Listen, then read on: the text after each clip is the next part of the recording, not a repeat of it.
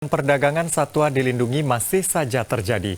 Terbaru, stakeholder di Bandara Internasional Juanda di Sidoarjo ini berhasil menggagalkan penyelundupan 5.632 labi-labi atau kura-kura moncong putih moncong babi yang sedianya ini akan dibawa ke Vietnam.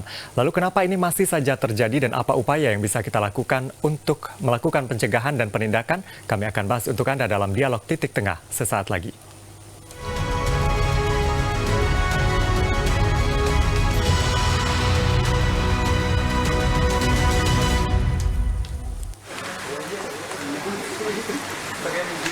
Pengungkapan kasus berawal dari kecurigaan petugas saat melakukan pemeriksaan koper dengan alat X-ray.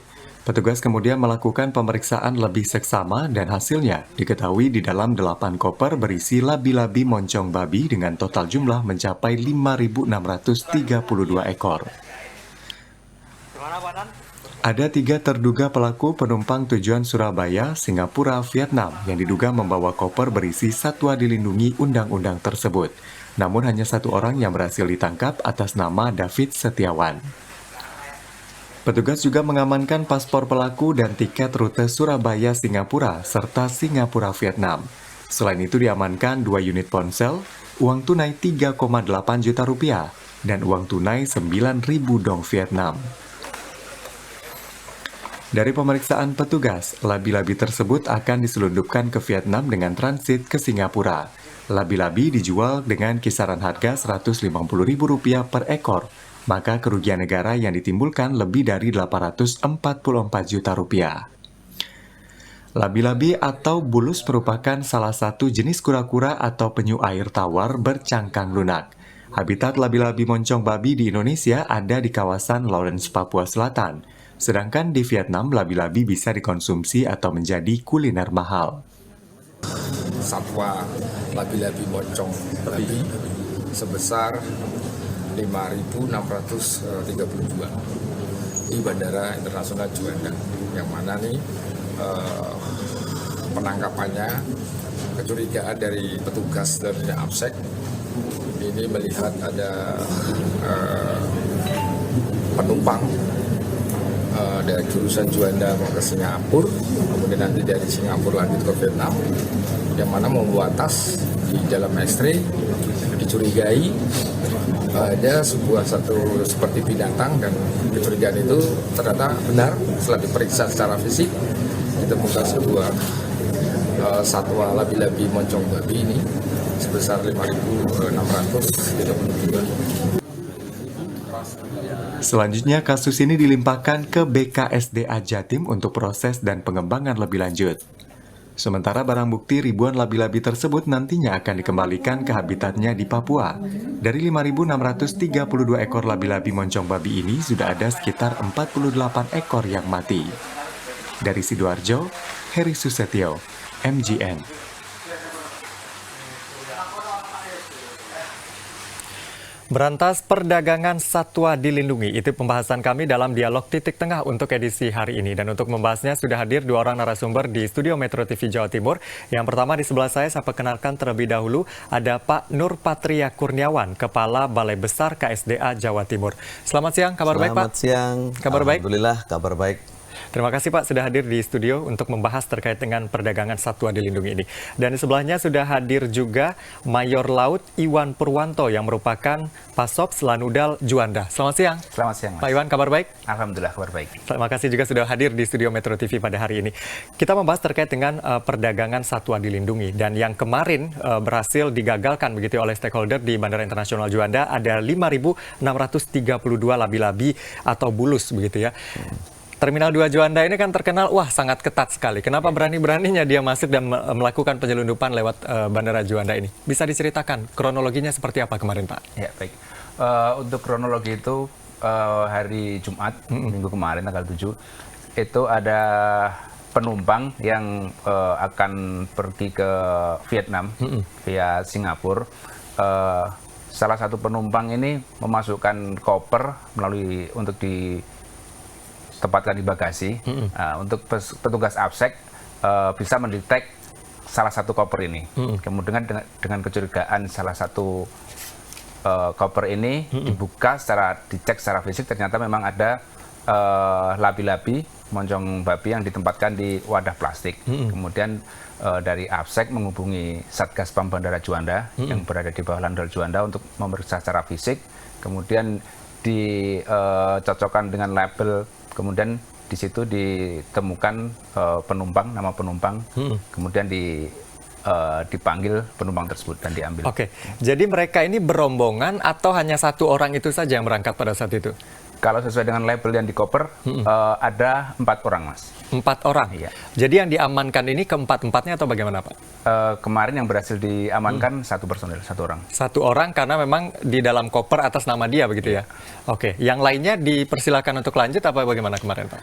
Kalau yang lainnya, karena mungkin sudah ada terdetek 1, yang lainnya mungkin mencoba untuk istilahnya kembali dan dia tidak jadi untuk menaiki pesawat.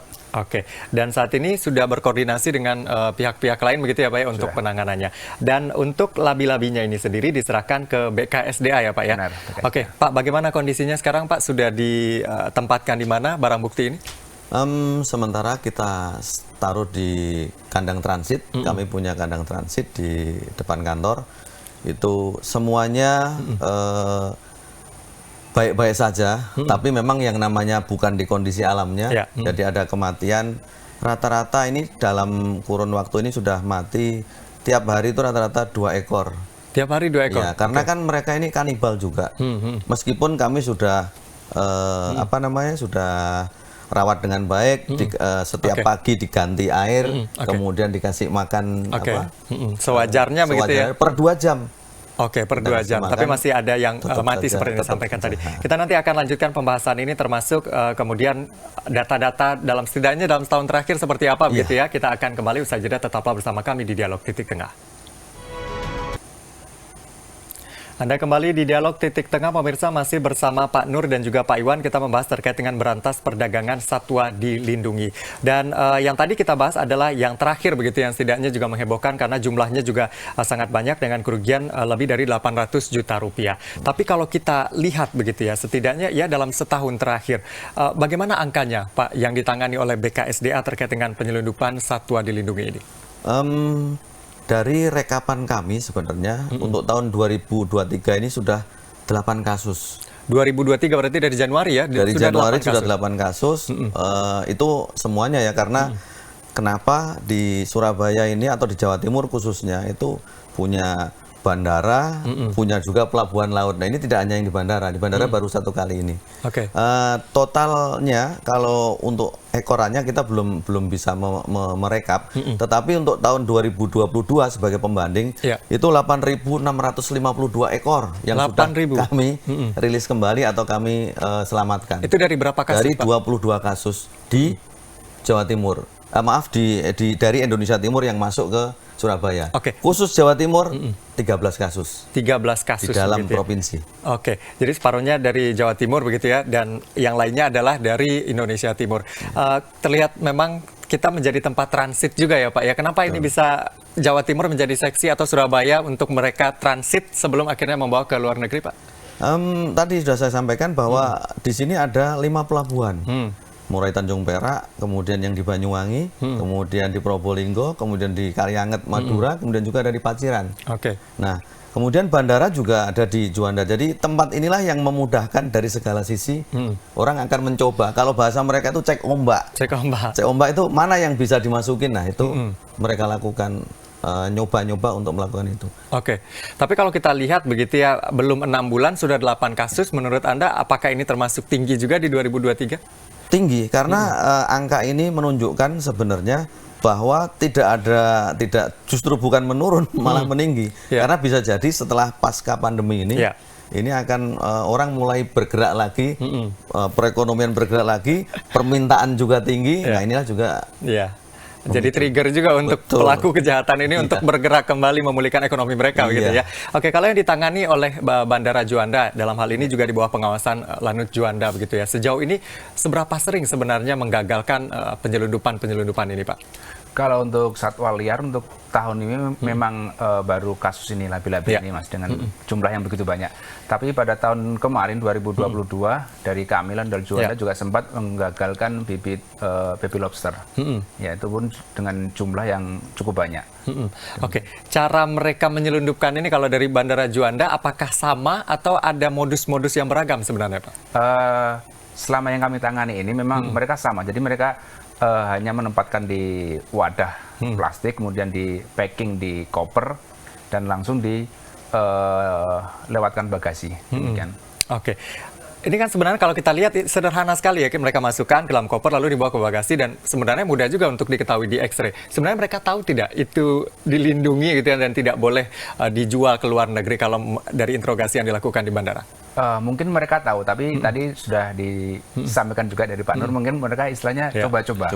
Mereka dari lewat pintu ini bisa gimana, dan mungkin itu coba-coba itu. Jadi coba-coba itu tadi dari kami, Landal Juanda maupun APSEC tetap harus ini juga harus intent juga karena dengan mungkin mereka karena takutnya karena mereka coba-coba, karena mereka sekali lolos pasti mereka juga akan ini. Makanya kita tetap ini intens dan mengetatkan gitu ya pengawasan di sana.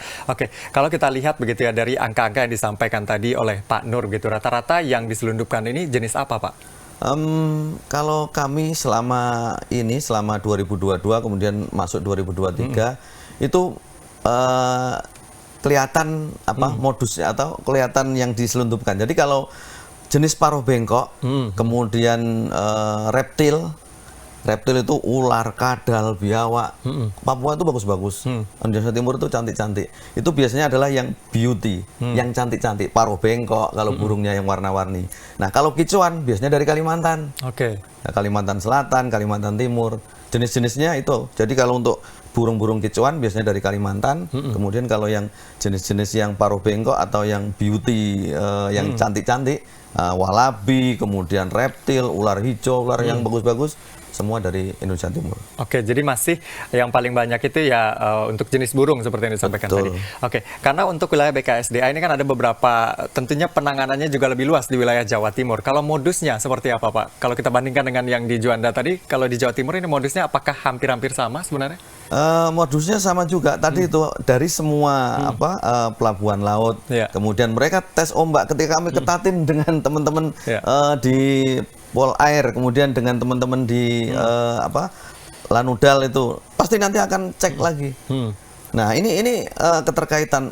Contoh misalnya kemarin kita selesai menanganin di Juanda, besoknya selesai pers conference itu teman kami yang di Kalimantan Tengah di Pangkalan Bun nangkep sama.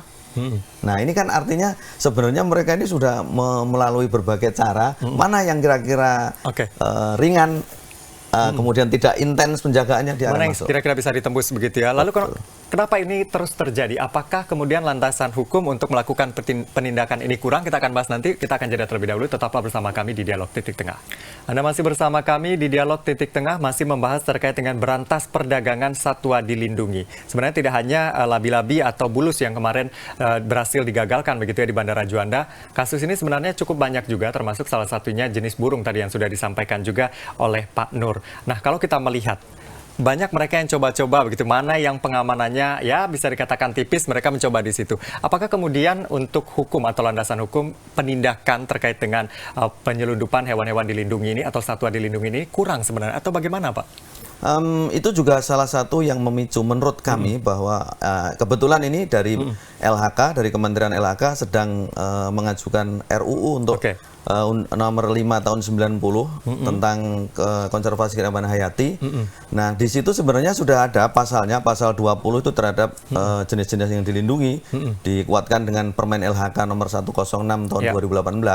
Tetapi di pasal 240 ayat 2-nya itu maksimal sanksinya itu hukuman hanya 5 tahun maksimal dan denda maksimal 100 juta. Itu maksimal ya? Maksimal. Nah, ini yang kita akan mencoba untuk mengusulkan ke perubahan untuk lebih tinggi lagi atau lebih diperberat sanksinya, karena tidak menutup kemungkinan ketika tadi contohnya 800 juta lebih, ketika disuruh bayar 100 juta sanksinya ya jauh dong. Nah, kira-kira itulah kira-kira yang kita tempuh untuk mengajukan revisi Undang-Undang 590. Oke, idealnya begitu ya kalau dari teman-teman BKSDA yang menangani hal ini dan mengetahui langsung di lapangan seperti apa, idealnya seperti apa hukuman untuk mereka? Kalau kami kalau bisa minimal itu 5 tahun. Karena apa? Ketika maksimal 5 tahun itu menjadi itu, bahkan keputusan yang ada yang kami tahu selama ini mungkin 22 kasus yang terjadi di 2022 rata-rata di bawah 1 tahun putusannya. Iya. Nah, bagaimana dengan kondisi itu, apakah bisa menimbulkan efek jera? Saya rasa pasti tidak. Dan apalagi maksimal 100 juta dengan nilai perolehan yang kalau dijual sekian ratus juta, maka itu tidak balance menurut saya ketika itu menjadi efek jera.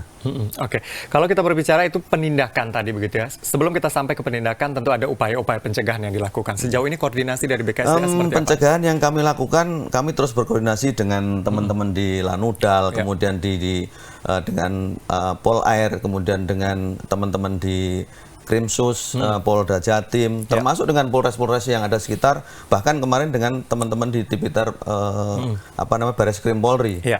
Untuk yang lokal sini kami selalu berkoordinasi dengan teman-teman Pak Karantina, kemudian dengan Custom atau Bea Cukai. Itu juga bagian dari sinergitas kita untuk menjaga itu, karena sendiri kami tidak akan mungkin mampu, karena semua itu tadi ya namanya orang mau mencoba untuk berbuat yang tidak baik atau kejahatan, pasti dia akan mencari lubang yang paling aman dia masukin. Nah, ini perlu sinergitas yang sudah kami lakukan seperti itu.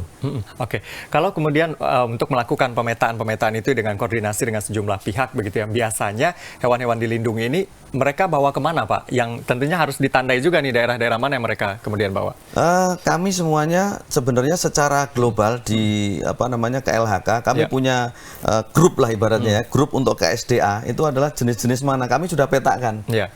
Bahkan kami sudah rapat 2 tahun lalu dengan seluruh stakeholder yang ada di Indonesia, dipimpin langsung oleh Pak Sekjen Kementerian LHK. Nah, ini sudah dipetakan, misalnya seperti tadi, burung-burung kicau itu pasti Kalimantan. Kemudian bulannya bulan sekian. Nah, itu kami sudah saling kontak, warning. Seperti saat ini adalah banyak-banyaknya labi-labi dan biawak. Ini teman-teman di Papua, Papua Barat, Papua Selatan, kemudian Papua Tengah, ini sudah mulai warning. Tolong ini, kemudian posisi mau pulang kampung saat Lebaran, oleh-olehnya juga satwa.